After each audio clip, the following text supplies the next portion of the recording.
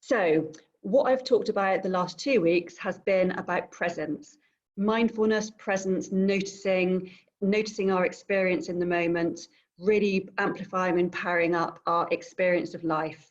And the word to describe that I prefer using is noticing. That's what it is tuning in and noticing, being in our body, noticing our true experience. And that's one of the foundations that I teach with clients. And the other one that goes with that is love. And that is self-love, firstly, because we can't really effectively and healthily give love to others if we're not loving ourselves first. And self-love, self-kindness, self-compassion, and they go really well together, because often what can happen when we start noticing more of what is actually going on for us, our thoughts, our feelings, we might pick up negative thoughts. We might potentially pick up, I might have talked about it already, but head fuck FM I call it, excuse my French, with all the radio stations of these characters keeping us safe, like the inner slave driver, the inner critic, the inner good girl, the inner people pleaser, all of these, you know, and we've all got our own recipes and different ingredients in our own head fuck FM, depending on our life experience. And so we might start noticing these thoughts, noticing feelings and this kind of thing. And then we can potentially, Buddhism, they call it a double arrow. First of all, there's the negative thought, and then we notice the negative thought, and it's like, oh, like we're kind of cross with ourselves almost for like thinking negatively about ourselves. So it's like a double arrow. And so if we can have and develop that inner self-kindness, when we notice these patterns, or we notice you know, things that are happening within our experience of life, we can be kind with that and lean in towards it with gentleness and kindness and compassion to the self. And we're going to do a meditation today very much based on the heart, because that's where compassion lives. That's where compassion and empathy and kindness and actually our kind of embodied consciousness. So like when we're embodied, the center of that, the consciousness of that is our heart. Often our consciousness is, up until we do these kind of this work, our consciousness is in our head. You know, we're in our head, we're in our disembodied mind, identifying with who we are. We actually believe that, you know, we are our thoughts, which we're not. That it's a great computer. Who we are, in my belief, rests in our heart. That's where our inner wisdom lives. And then we can notice the thoughts and use our mind computer as a tool, rather than being identifying with it so strongly as who we actually are. So yeah, what else I was going to say? So our hearts. So often, and I know this from personal experience, because my heart was absolutely locked away until I had my first son, and birthing him opened my heart, absolutely. But a lot of us experience life and go through life with our hearts locked away through armor protecting. But armor protecting it often maybe, you know, stems in childhood, if we were loved unconditionally or not, you know, if love was available for us or not, if it kind of helped that heart like a rose, you know, grow and blossom, or it kind of shriveled down or got protected. And in our heart often lives like if we do tune into our hearts at any moment, at any given moment during the day, you know, and rest our awareness there, sometimes it can be painful. Sometimes it hurts, you know, if our heart's been broken, you know, there can be the old pains, the old scars, or it can be current, fresh pain. You know, there can be pain and sadness lives there, and grief. And so quite often people don't want to feel their heart because it can hurt, you know, but also that is where our kindness and our compassion and our empathy lives also. And I truly believe that the deeper we allow ourselves to feel what is in our heart, including the pain, the deeper we're able to be compassionate and have empathy for others, but also for ourselves. So yeah, so I kind of think that often the hearts are locked away, like caged, you know, they're not really, we don't really connect in deeply. And it is brave to do that because often there can be, like I said, pain that lives there. So what else I was going to say? So yeah, so in our heart is where we can start to love ourselves, to open to loving ourselves. And if you feel with what I'm saying that, you know, there is a gap between how much you would like to love and accept yourself, and how much you actually do love and accept yourself. And this is the same for a lot of people, and it absolutely was for me before I went on this journey, is one practice you can do, and it is edgy, because that's where the growth is. The growth is by meeting our edges, is to do a mirror practice. And so you get the mirror and you look at yourself in the mirror and you say to yourself, through your eyes, I mean, obviously whatever your name is, but I love you, Lucinda. And first of all, it can feel like, oh, you know, if the gap's big, as it was for me, it can feel for what first of all. But if you keep doing it every day and you look at your eyes and you just witness yourself, then you do start growing this energy of self-love. But yeah, so that's a practice, that's an offering to you if you want to take up that practice. 30 days often is an amount of time that you can change a habit. So 30 days doing that every day, you'll really notice a big difference in how you feel about yourself. And so the reason that the presence and the self-love, self-kindness go together is because what we also need to have as a foundation is beginning to meet our own needs. So often as women and mothers especially, we are so used to meeting lots of other people's needs that we abandon our own needs in the process, a bit like the classic aeroplane safety card of put your own life vest on first. You know, the more we do meet our own needs first, the more we're able to meet other people's needs without it actually depleting our own cup. So an analogy I often talk about is a teacup. So imagine your life is a teacup with the saucer, and the contents of the teacup is your resource. And if we're mothers, or not, you know, if we have a husband or a partner or a business, like other things or whatever it might be that take our attention and our resource, our cup gets emptied. And then if it empties too much and we're not careful, that's when burnout can happen, that's when it can break, depletion, overwhelm, etc. So what we want to be doing is filling that cup, and so it's overflowing, and then we give to our business, our partner, children, whoever, from the overflow, which feels much more abundant because it's not taking our own precious resource. And one of the things we can do to fill up our cup, obviously it's about, you know, choosing to do things that bring you joy and juiciness of life, but also it's about meeting our basic, all of our needs, meeting our needs ourselves. And if we can build up this muscle of noticing, we can notice what our needs are. So even a simple thing like going to the toilet, going for a wee is, you know, can be a warrior's journey in terms of this self-kindness and noticing journey, because often if we're in a conversation with someone and we feel obliged to them, or whatever it might be, mute yourself, is that okay? I don't know how to do it. Oh, the noise has gone now. Completely lost my train of thought now. Yeah, meeting our needs. Click on participants, manage participants, mute all, there we are. Okay. Yes, so even a thing like going to the loo, it's tuning into what our needs are moment to moment. Maybe it's that actually we just need to stop and rest and not be on the express train of taking action, do. Maybe it's that we need to stop and rest. Maybe it's that we need to move our body, that we're just feeling tense, you know. But the more we can tune into ourselves and tune into what is live for us and what we need in every moment, the more we're able to start meeting those needs. And again, it's a muscle, like the muscle of noticing, like the muscle of being kind to ourselves, a muscle of meeting our own needs.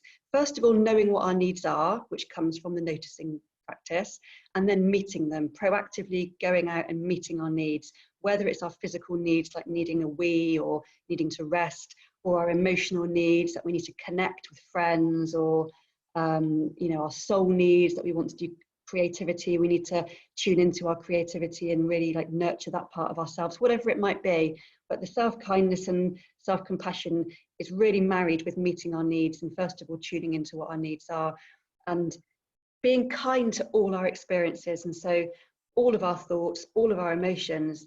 And often the tendency, or the tendency is to if we feel an emotion that doesn't feel nice, is to kind of not feel it and abandon, just chuck that emotion over there, ignore it, you know, numb it with social media or sex or food or whatever our numbing strategy is, and not look at it. Whereas if we allow ourselves to feel it and actually be kind to that experience and accept that experience, then that's part of self-compassion. So I hope that's making sense. I am just rambling. Yeah, and to start to notice when we're not kind to ourselves, you know, like what are the habits, what are the habitual ways we're not kind to ourselves, and just to start tracking it. You know, we don't have to do a 180 turn and change everything overnight, because we're human, and what we've been using as our patterns and coping mechanisms and all these things are deep grooves on a record. So, you know, it's not like, let's keep the potential open that it can change like this, but also that, you know, it's a practice, and it's more about just catching ourselves, catching that thought, catching that time we're stuck in that old pattern, and just slowly changing it. So yes, so that's pretty much what I was going to say. So we're going to do a meditation. I'll open up for questions before we do, but I was going to do a meditation on, as we've been doing, feeling more present, being more present, cultivating that inner witness to our experience, and really going into our heart and tuning into the energy in our heart and really kind of amplifying that and experiencing it. So just to kind of recap, I've talked about how the last couple of sessions have been about building up presence, but you didn't need to be there. It doesn't matter if you weren't there. It's all, you know, you can dip in and out of any of this, but the muscle of noticing, presence, embodiment, being in our body, noticing our thoughts, just powering up that really tuned into what is actually happening in the moment. And then today I'm bringing in that extra piece of the heart, so self-love, self-kindness, compassion, and talking about why often we don't tune into our heart, because it can be tender, and or there can be pain there, locked away, hard to get to, all various different things. And about meeting needs, how the self-kindness is really, you know, married and part of meeting our own needs. So before I go into a meditation, is that you can unmute yourselves. That's the option I chose. Are there any questions from anybody?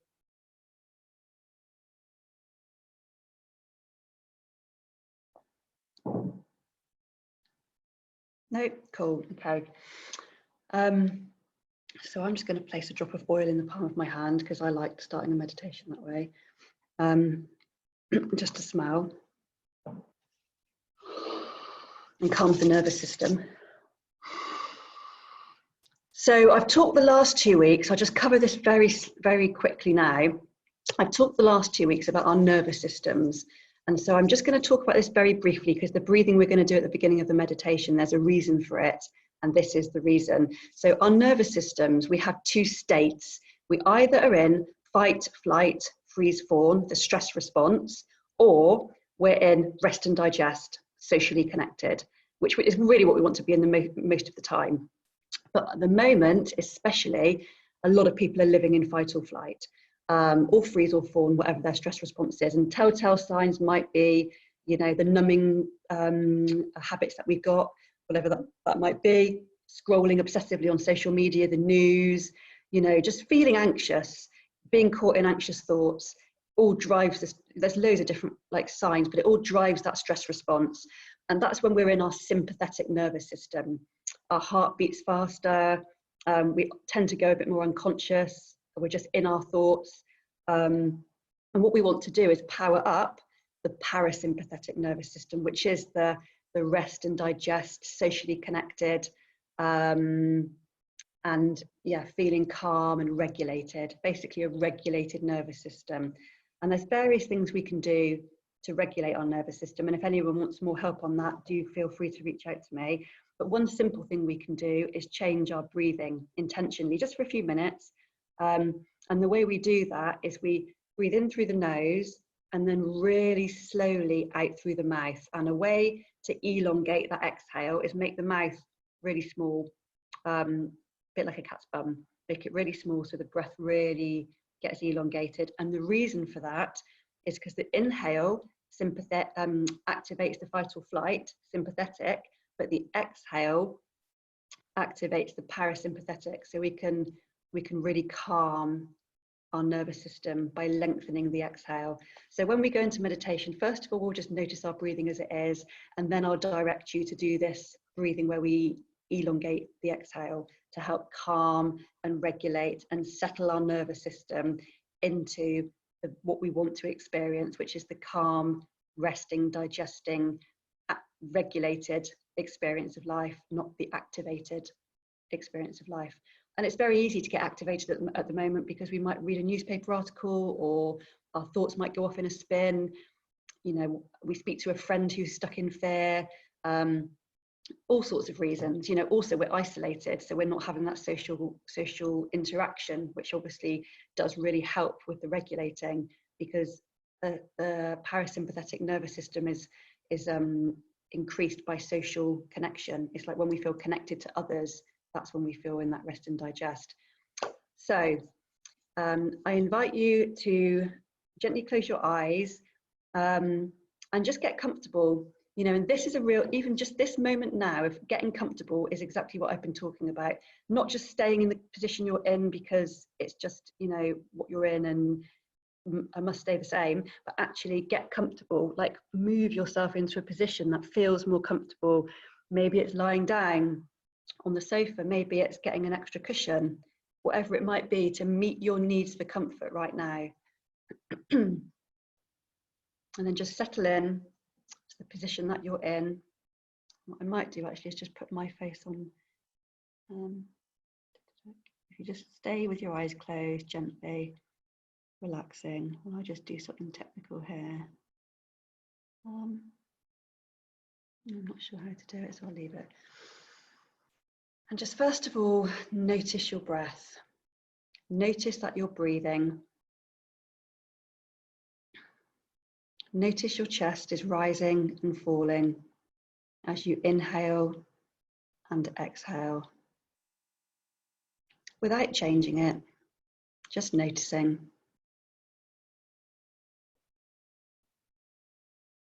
Without judging. Although if a judgment comes about how your breath is, that's fine too, just noticing. Notice if it feels nourishing or not, if it's slow or fast. Is it more in your chest or is it deeper into your tummy? Just noticing it as your breath is as it is.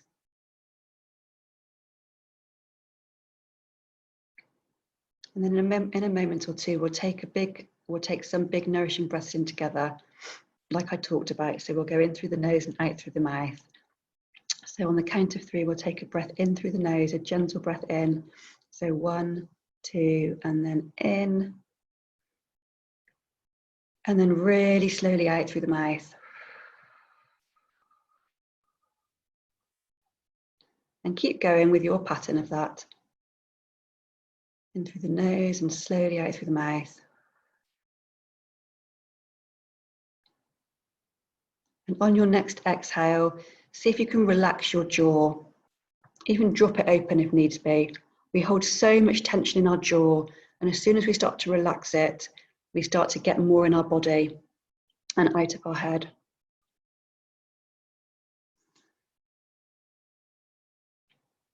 And on the next exhale, see if there's anywhere else you need to drop away some tension. So maybe you need to drop your shoulders, maybe your tummy needs to relax a little bit.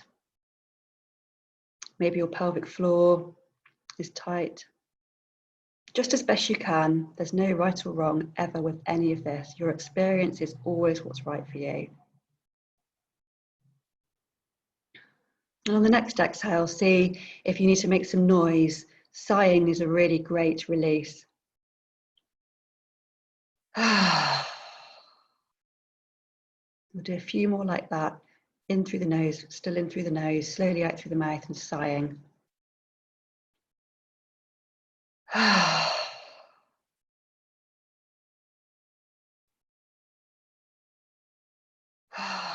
And then let your breathing settle into its natural rhythm, or into a natural rhythm.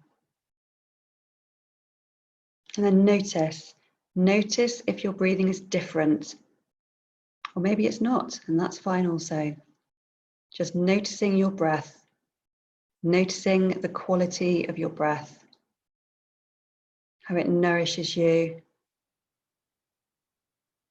how it brings oxygen into your lungs, into your blood, going around your body, filling your cells with oxygen, life force energy.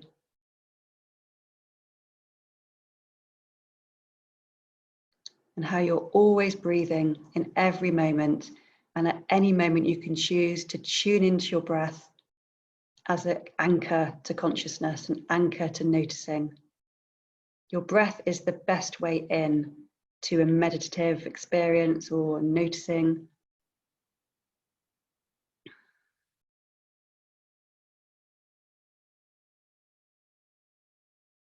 And then now we have really regulated our breathing. We'll pay some attention to our body. So notice where you're sitting, excuse me. Notice if you're in a chair or on a sofa, whatever the surface is that is not you. Feel that connection your body has with that surface that is not you. Every part of your body touching a surface. So if you're on a chair, it's probably down your back, your buttocks, the back of your thighs, maybe the small of your back dips away and isn't touching that surface. Just really notice every place that your body is touching a surface that's not you, including your feet. If you're sitting down and your feet are on the floor, notice your feet. Getting down into your feet is a great way of becoming embodied, getting into your body, because it's the opposite end to your head, which is where so many of us live so much of the time. So if you put your awareness down into your feet, how your feet feel, if they're in socks or slippers or shoes or barefoot, the sensations around your feet with that covering over them, or if there's not, how air feels on your feet. And noticing every part of the sole of your foot that's connected to a surface that's not you, if you're sitting with your feet on the ground. Every nerve ending on the whole of the sole of your foot, your heel, the ball of your foot, the side of your foot, all of your toes from your big toe pad all the way down to your little toe.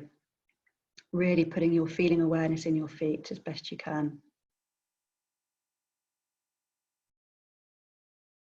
And so these things I'm telling you in this meditation or guiding you through, these are things you can do at any time. So the breath, noticing where you're sitting, surfaces that aren't you, that you're connected to, your feet, getting into your feet. All of these on their own or in combination are really helpful to get present, calm your nervous system, get out of your head.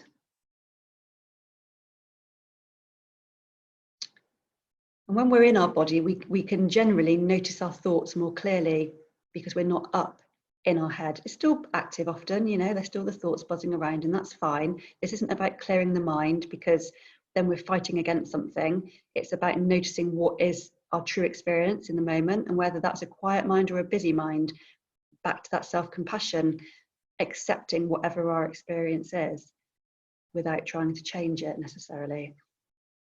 But from this place, we can generally notice our thoughts a bit more clearly, however busy or quiet our mind is. And the practice of meditation is very much about bringing ourselves back to awareness. We might get lost in our thoughts and then we come back to awareness, get lost in our thoughts, come back to awareness. And that's what life can be. Life can be a living meditation. We don't have to be sat in meditation. We can. Life is a falling asleep, waking up, bringing ourselves back to presence, drifting off, bringing ourselves back to presence. We can choose to live in a meditative way. And so what my invitation to you now is to place your hand or hands over your heart area, wherever feels comfortable. There's no right or wrong place, just wherever it feels comforting to place your hands over your heart. And first of all, notice your hands. Notice how your hands feel, how they feel touching each other if you've got two hands there. Your palms touching the front of your body, how that feels. Noticing that connection. And then going inside, just noticing as best you can how it feels to have your hand sitting on your body. Just powering up that awareness of this area of your body, your chest area, your heart area. And just noticing what's there now. Noticing how your heart feels, just as best you can. Just noticing how that area of your body feels. Without even putting words to it, just noticing the experience and being with it. And we'll take some breaths through this area, and all that means is we're breathing as we breathe through our nose while we have our awareness in our heart. So let's do that together for a few moments.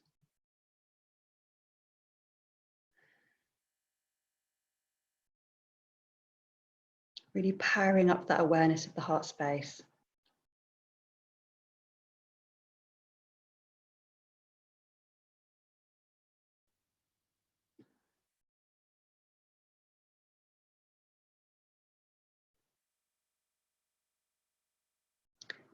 Just noticing the quality of the feeling that is resting under your hands.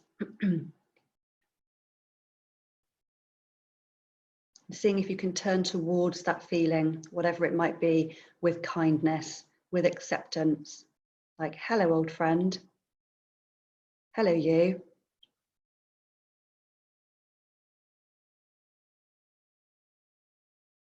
And now we're going to power up the feeling of love there, and connecting to that love that lives in our heart. It might be under layers of pain, it might not, but this is where our love lives. And a quick way in to do that is to think of someone we love unconditionally, or a pet, and think of that being, how you like to love them, how it feels to love them, what you say to them, how you show your love, do you hug, kiss, whatever it might be. And just imagine that and let that feeling, there's no right or wrong, it might be a small feeling or a big feeling, it's all good. Just really notice how it feels in your heart to love that person. Notice that energy of love.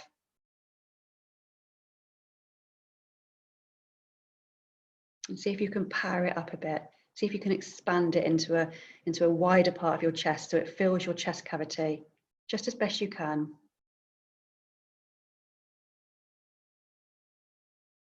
Maybe it's a color, or maybe it's a feeling. However your being works to kind of connect in with things. See if you can expand it into the whole of your chest, and see if you can expand it down into your arms. So it goes all the way down through your arms into your hands, and then down your abdomen, down into your hips, down both of your legs, all the way down to your feet, the whole of your back, the whole of your head, just as best you can. So the whole of your body, as best you can, is filled with this energy of love. This energy that is a life force energy for us. It can feed us. It can fill us up. One of those things when I was talking about filling up the cup, filling up your cup with love energy, which is your birthright. It's who you are underneath all of the, the emotions and thoughts and experiences in life. But underneath is this pearl of peace, this beauty of heart. And you can connect in at any time. It just takes tuning in and noticing with intention.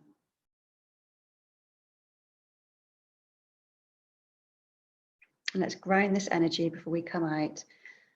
So just noticing this feeling in your body, whatever it is, however it feels, as best you can, rooted in the heart, radiating out with love, filling your cells, filling you up. Notice your feet grounded, rooting you, rooting this love energy down your legs, down into your feet.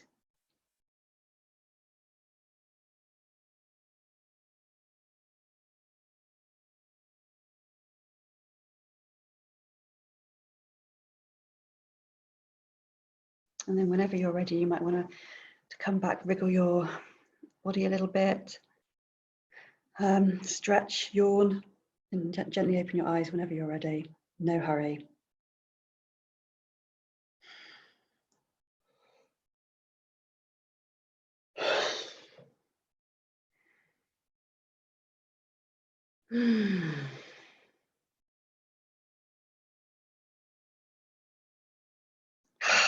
Does anybody want to say anything? A word maybe to unmute themselves and just say a word into the space to, one word of their experience or one word that's coming to them. My word is gratitude.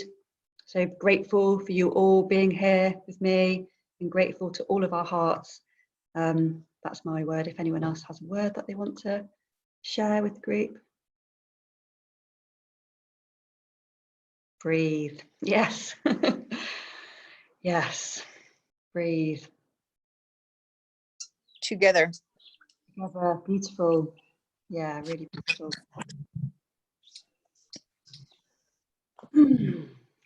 Wow, it's pretty much 1:15, so that's worked really well. I hope that was okay for everybody, and that, you know, that brought you some peace and some love, sounding like a hippie, peace and love. And that you engage with whatever comes next in the day with more presence and more connection to yourself and more groundedness. If anyone else has any comments or questions, feel free. Open space. Well, I use doTERRA oils, and that's something I do as a business as well. And so, yeah, there's loads of oils I use. So I used one called Balance, which is a grounded oil. It's an oil that helps you in that feeling of standing barefoot on the earth, where you kind of your body feels grounded to the earth energy. Kind of, there's a scientific thing where you kind of, I don't know how it all works, but the vibration of the earth, when you just feel really grounded, even when we just put our awareness in our feet. So it helps with that. It's called Balance, but a frankincense is really good. There's different oils for different things. So, you know, there's oils for nervous system regulation. If you're feeling like you really need help to get into that parasympathetic and kind of calm, frankincense is great. There's oils for raising vibration, for open heart, for all different kind of things that you might want to. We're going to try something new now. Can you download the recording of the event? Yes, I will do. Into the event page. Yeah. Let me just check I've not missed any messages, because I've seen that there's.